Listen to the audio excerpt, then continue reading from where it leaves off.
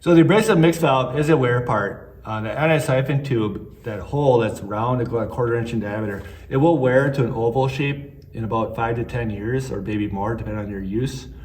So to replace the abrasive mixing valve, you would disconnect the air lines going in, make sure the air is cut off to the machine, of course. So on these, they're Pisco fittings, so you just push in and pull. And on the same on the other side. Pull and push. There you go. And then what you're gonna do, all the air is disconnected to that assembly down below, is you're gonna just twist the whole thing.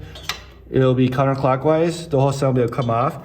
When you do that, make sure you do it nice and slowly, because there's a abrasive nipple there that's threaded into the pressure pod. So you don't want to cross thread that pressure pod, because if that happens, you'd have to rethread the pod, and that's a disaster. So just do it nice and slowly. I'm not going to do it in this case, but just turn it very slowly. And then when you get it off, these 3 components will be on. I usually put it in a bench-vise, and then just kind of turn each fitting off. And that's about it.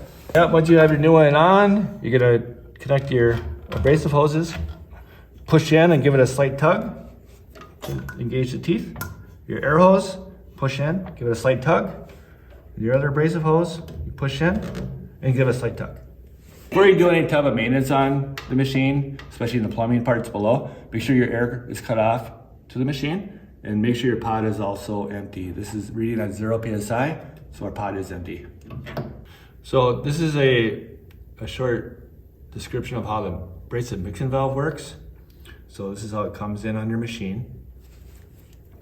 This is your cleanout plug, similar to how PVC pipes work. So if you get a clog down below, you can take that cleanout plug and clean it out on the inside. So it could be debris, it could be hardened abrasive, chips of acrylic or glass or whatever it may be. So that's your cleanout plug. So here's a close-up of how it looks when you replace it too down the road. This is your cleanout plug area, so think of it like that. On the inside, there's an anti-siphon tube. That's a pipe going continually through the mixing valve. That's critical in this because it keeps your abrasive and your airflow from chugging. It's got a constant air movement through the mixing valve. So on top, this is how the abrasive falls. So here's your pot, dropping abrasive below via gravity.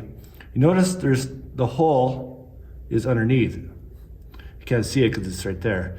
That's your anti-siphon hole. So it's a 1/4 inch hole drilled in the bottom of this tube on the inside.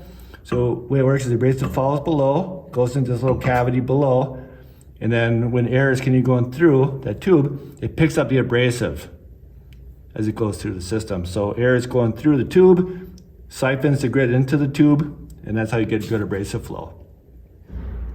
Critical part to this is you want to make sure this nut's on very tight.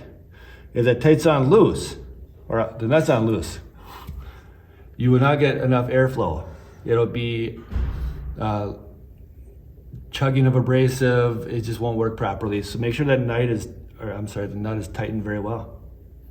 We use also Teflon tape when you do replace it. So when you do replace your abrasive mixing valve, make sure you keep the nut and put it on the new one, because this is how they come when you need to replace it down the road.